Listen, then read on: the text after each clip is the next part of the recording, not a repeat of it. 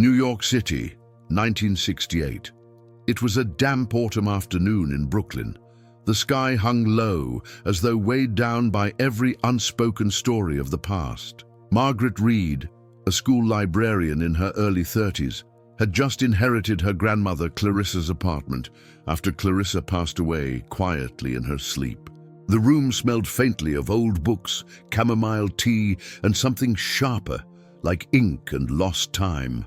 While cleaning Clarissa's modest kitchen, Margaret opened a drawer lower in the old wooden cabinet. Beneath a stack of flour-dusted recipe cards and a faded apron, she discovered an antique handwritten cookbook. Its spine was cracked, its pages yellowed and stained with buttery fingerprints and splatters of tomato sauce. She flipped through, expecting familiar recipes: chicken pot pie, apple crisp. But between two pages, a small envelope slipped out. She froze. The envelope was brittle, edges softened by age. On the front, in looping handwriting, "To Clarissa, with love, J.W." No date, just those three initials. Curiosity coiled in her chest. Inside was a note, written in haste, full of longing. A goodbye from a soldier drafted in 1943, sent from a training camp somewhere in rural Pennsylvania, or maybe Tennessee. He promised to return. He spoke of nights under unfamiliar skies, and that every recipe Clarissa taught him was his comfort. "I carry them with me," he wrote, "in my heart, between the lines of every dish I'll never cook again." Margaret's fingers trembled as she held the note. She had grown up hearing about World War II, her grandparents' generation, valor, sacrifice. But this was different. This was intimate. This was someone she never knew, buried in her family's everyday life. She thought of her grandmother as the quiet type, someone who kept her secrets kind and measured. Her cookbook had always smelled of cinnamon, sugar, pie crust, of house. Never war. Margaret looked around the kitchen. A faded calendar still hung on the wall. The last month Clarissa marked June 1943. The same time the note must have been written, as though time had paused that summer. What if Clarissa never spoke of J.W. because she believed in returnings that never happened? What if she baked apples with tears she never let fall? If this story moves you like it touched me writing it, leave a thumbs up and subscribe. There are more stories like this. Quiet legacies hidden in family drawers, love unspoken, memory unclaimed. And now, brace yourself. What Margaret uncovers next will reshape her family's past. And maybe yours too. Margaret couldn't stop thinking about the note.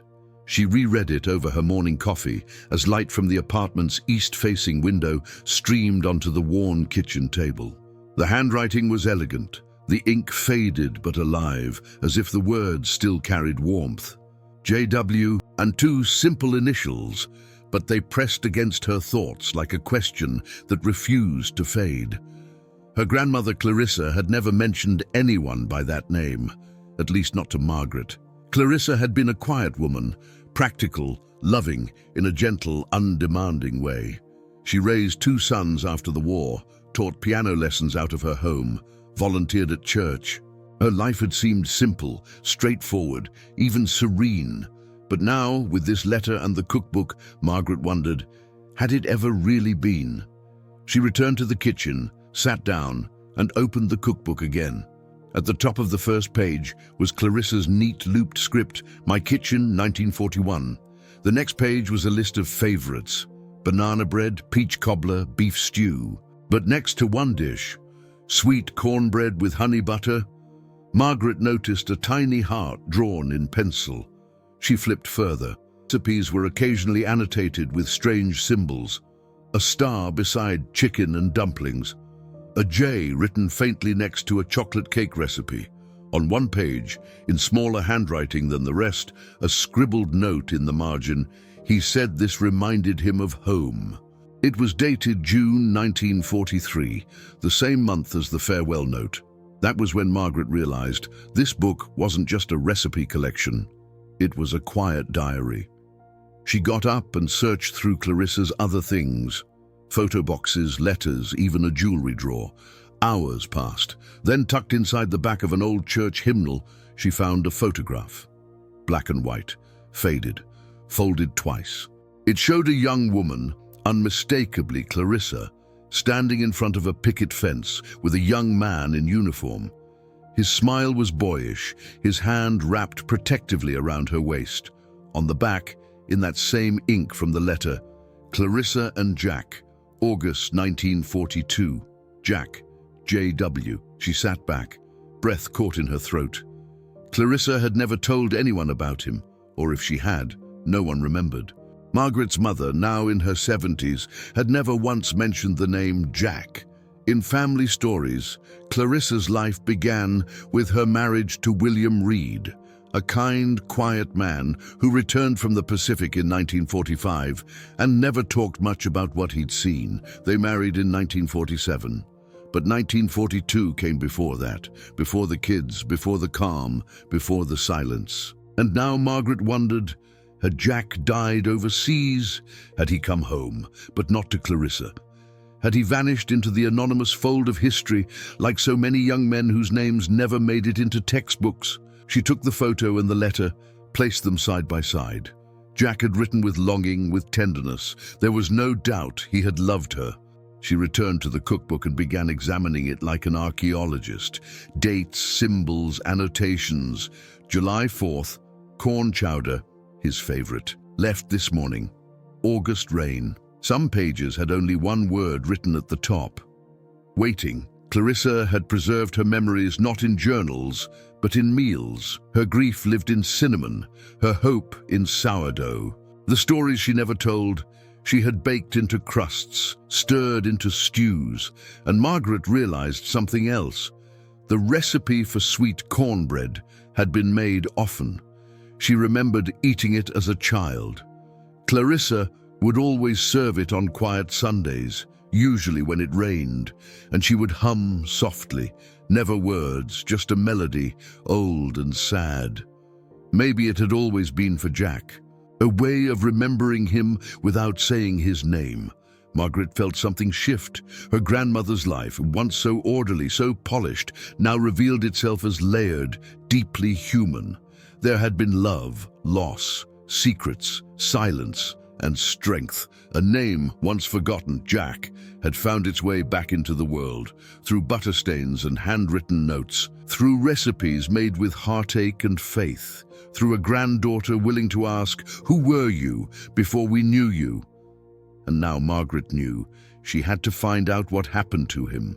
Margaret sat alone in the apartment that evening, the soft hum of city traffic below barely reaching through the closed windows. The photo of Jack and Clarissa lay beside the letter, and the cookbook rested open to the page marked with the tiny heart. She kept rereading the note, trying to hear his voice behind the lines, the way he said her name, the way he wrote, "I'll be home soon."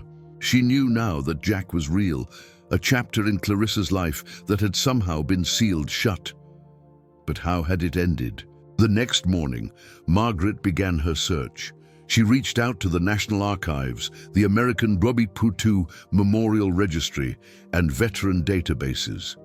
With the photo, the full name, Jack W. Breckenridge, and the date from the letter, 1943, she started to dig. At the Brooklyn Public Library, a kind-faced archivist helped her scroll through digitized local newspapers. And there he was, Jack Breckenridge, age 22, listed in a June 1943 draft column, shipped to Fort Dix, New Jersey. A few weeks later, another short line. PFC Jack W. Breckenridge, 101st Infantry Division. That was it. No obituary, no mention of return, no wedding, no grave. Jack had vanished into war. Margaret felt her throat tighten. He hadn't come back, or if he had, not to Clarissa. But why had her grandmother never spoken of him? She could only imagine the pain, the silence that falls after waiting too long for a knock that never comes. And yet, there was more. She returned to Clarissa's belongings and found a second, thinner cookbook tucked behind a row of recipe clippings from the 1950s. It was older, more personal. And in the back, was a folded envelope with no address. Inside was a second letter, this one from Clarissa. "Jack," it began, "I don't know where this letter will go. I don't know if you'll ever read it, but I need to say it. You were my first taste of love. And when you left, I baked for you every Sunday. It was how I kept you with me. I made your cornbread, your favorite roast. I whispered your name when I stirred the pot. No one knew. No one could. I married a good man. He gave me a safe life, but you gave me the part of myself I had to bury. It wasn't dated." Margaret held the letter close to her chest and cried. The pain was still there, pressed between the pages, wrapped in flour and sugar. A woman who had lived a whole life with others, while part of her stayed with someone who had disappeared before her world even began. Later, Margaret reached out to a WB2 genealogist she found through a local historical group. Together, they traced what little they could. Jack had served in Europe, most likely in France. The 101st saw heavy combat in Normandy and the Ardennes. Casualties were high. Some were never identified. Some were listed simply as MIA. The genealogist suggested reaching out to families with the Breckenridge name. After weeks of letters and emails, she received a call from a man named Thomas Breckenridge, Jack's nephew. He lived in Ohio. "I didn't know much about him," he said, "just that he went off to war and never came back. My father always said he was the kindest boy you'd ever meet, liked music, wanted to open a diner one day." Margaret asked if Jack had ever written about someone named Clarissa. Thomas was quiet for a moment. "There was one letter," he said. "Grandma used to keep it in her Bible, said it was the last one they ever got from him. Mentioned a girl back home. Said she made the best cornbread he'd ever tasted." Margaret smiled through tears. He remembered. And now, thanks to a forgotten recipe, she remembered too. The more Margaret uncovered about Jack, the more she found herself thinking not just about who he was, but who Clarissa had been before the silence, before the marriage, before the safe, quiet life that everyone assumed had defined her. It was a strange thing to learn that the woman you thought you knew best had once lived a life you never imagined. That behind the quiet hum of her Sunday cooking, behind the lace tablecloth and the polite smiles at family dinners, was a different story. One filled with longing, with love, with loss, and with a choice. A choice to forget, or at least to live as though she had. Margaret found herself staring at the recipes in the old book differently now. Each one seemed like a secret, each ingredient a coded memory. There was the victory pie, dated 1945, a dessert with a smile written beside it. But Margaret now wondered, was the smile for peace or for resignation, a farewell to what could never be? Then there was a recipe titled simply Quiet Roast. No spices, no flourishes, just meat, salt and thyme. Clarissa had never told a soul about Jack, not even Margaret's mother. When Margaret asked gently, her mother shook her head, confused. "If there was someone before Dad, I never heard about it. She never talked about the war except to say it was hard, but she loved Dad, that I know." And Margaret didn't doubt that. But love, she realized, doesn't cancel other love. It doesn't erase what came first, especially when that love never had the chance to be fully lived. Jack wasn't Clarissa's regret. He was her memory. And memories don't need permission to stay. It was the silence that stunned Margaret most, not because she thought it wrong, but because it was so complete. Clarissa had kept Jack's letter, had kept his photo, had hidden a second letter of her own, but never once spoke his name again. That silence, that was a choice. Not because she had nothing to say, but perhaps because saying it would have undone something delicate. Perhaps she feared her new family wouldn't understand, or perhaps she felt that speaking of Jack would betray the life she built after him. So she baked, she lived, and she loved, not in halves, not in shadows, but in parallel truths, one spoken, the other held quietly between the pages of a cookbook. Margaret began to see her grandmother differently, not just as the kindly woman with a tidy home and warm biscuits, but as someone deeply brave, someone who had faced an unthinkable loss and chose not to wallow, not to retreat, but to live, to build something whole from something broken, and in doing so, she passed down something more powerful than recipes. She passed down resilience. Margaret began copying Clarissa's recipes into a new notebook, adding her own memories, her own notes. But she didn't copy them word for word.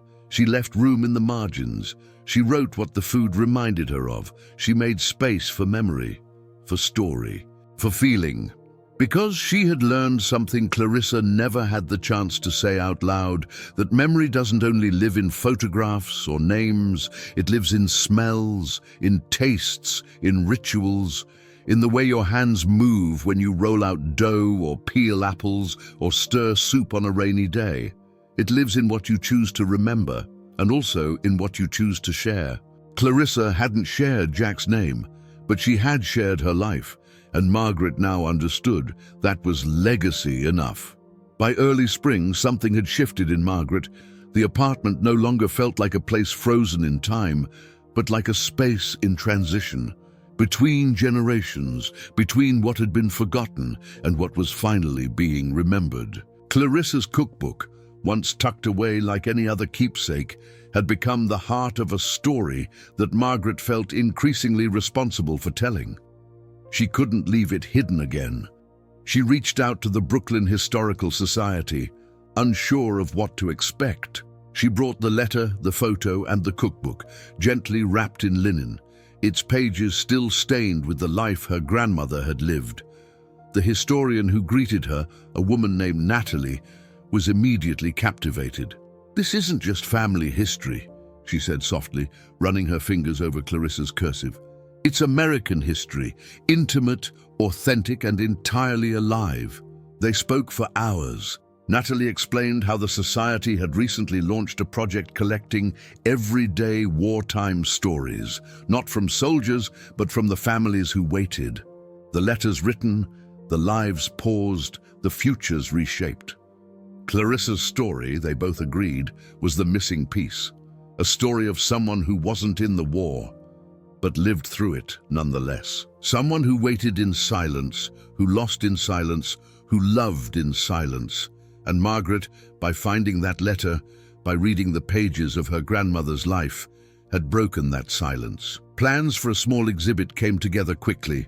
The centerpiece would be Clarissa's cookbook, opened to the cornbread page, next to a glass case containing Jack's letter and the photograph of the two of them at the picket fence. Around it, quotes from Clarissa's second letter, the one she'd never sent, would be written on the walls. In another corner, a table where visitors could write down their own stories, recipes, memories, or letters never mailed. Margaret also recorded an interview for a podcast episode about the project. She spoke plainly, carefully, often pausing to compose herself. She talked about Jack's handwriting, about how she could smell cinnamon every time she opened the cookbook, about the note in the margins that read, "When he left, I made this." The episode aired under the title, "The Recipe That Remembered Him." The response stunned her. Emails, messages, comments from strangers. People who had found similar fragments in their own homes, a ticket stub, a telegram, a photograph with an unfamiliar name. One woman wrote, "My grandmother used to make lemon bars every Christmas and cry while they baked. We thought she just missed her own mother. Now I'm wondering if there's more to it." Another said, "I never knew my grandfather, but I found a journal after my dad passed. He was in love with someone before he met Grandma, and he never stopped writing about her. Thank you for reminding us these stories matter." Even a retired veteran wrote in, "I saw men leave girls behind. Sometimes they wrote, sometimes they didn't. I never thought about what those girls carried afterward, but I will now." The exhibit opened on a grey Saturday in April. Rain tapped softly on the building's high windows, as though echoing every unspoken word that had brought them here. Margaret stood off to the side, watching. Families moved quietly through the room, pausing at the cookbook, reading Clarissa's notes. A young man stared for a long time at the letter Jack wrote. An older woman wept as she read the phrase, "I baked for you every Sunday." At the back of the room, a table was filling up with handwritten memories, notes from daughters, sons, grandchildren, all adding their voices to something larger. A shared archive of feeling, of love, of loss. One note simply said, "She made stew every Friday, and she hummed the same song. I never asked why." Margaret couldn't stop the tears. She wasn't grieving anymore, not just. She was witnessing something take root. Clarissa's silence had been a wound, but Margaret's voice had become a bridge. And through it, healing began, not just for her, but for others too. After the exhibit, the Historical Society asked if Margaret would consider donating the cookbook permanently. She agreed, but with a request. "I want people to be able to read it, not just see it." So a digital archive was created, each page scanned, each annotation explained, each recipe transcribed. Visitors could click on Clarissa's quiet roast and read her notes, or scroll to cornbread with honey butter and listen to Margaret's voice reading Jack's letter aloud. But that wasn't all. Margaret decided to write a small book, not a novel, a memoir, a story told in chapters that followed the recipes, each one beginning with an ingredient, each ending with a memory. She called it what she never said out loud. The first chapter, Flour 1 Cup, a letter never mailed. The book gained modest attention, shared among libraries and book clubs, but its impact was quiet, like the story itself, gentle, personal, lasting. One evening, while walking through Prospect Park, Margaret thought about legacy, what it means, how it's passed down. Her grandmother had never set out to leave a message behind. She hadn't written for the public, hadn't marched or spoken or tried to be remembered. But she was remembered. Because she had loved, because she had waited, because someone, one day, years later, opened a cookbook and decided to listen. Months later, Margaret found herself back in the same kitchen where everything began. The light still poured in through the east-facing window.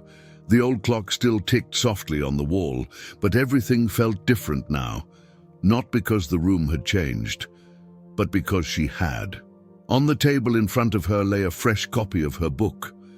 Its pages smelled like new ink and fresh possibility, but its heart belonged to the past, to Clarissa, to Jack, to all the moments never spoken aloud, only baked, stirred, and folded into the edges of everyday life.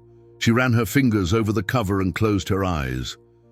There had been a time when Margaret thought legacies were built through big things, careers, awards, history books. But her grandmother had taught her otherwise. Legacies are also made in the quiet, in routines, in recipes, in the way someone stirs soup or folds linens or waits by the window without saying a word. Clarissa had never needed to tell her story out loud.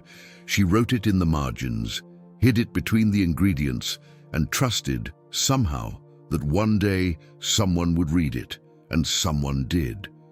Margaret thought back to the moment she first opened that drawer, the weight of the old cookbook in her hands, the crackle of the paper, the sudden stillness that had settled over the kitchen, as though the past was waiting to be noticed. Now she understood what that moment had really been, a hand reaching forward through time, Clarissa's hand, asking to be remembered, not for tragedy, not for grief, but for the love she had carried, quietly, faithfully, her whole life. That kind of love never disappears, it just waits. And Margaret knew she would carry it forward, not just in stories, but in actions, in remembering the power of stillness, the importance of listening, the gift of asking, "What came before me?" Every time she baked that cornbread, she smiled, not because she longed for what had been lost, but because she finally knew what had been found. And maybe that's all any of us are really looking for. A reason, a recipe, a reminder that what matters most doesn't die with us. It stays in the hands of those who keep it warm. Has this story stirred something in you? Maybe you found an old letter, or tasted something that reminded you of someone you lost. Maybe your family has its own silent chapters, tucked inside boxes, folded in drawers, written between the lines. Share your memory in the comments. We'd love to hear it. Because we post stories like this every day, stories of memory, legacy, and the quiet power of love. Thank you for being part of this one.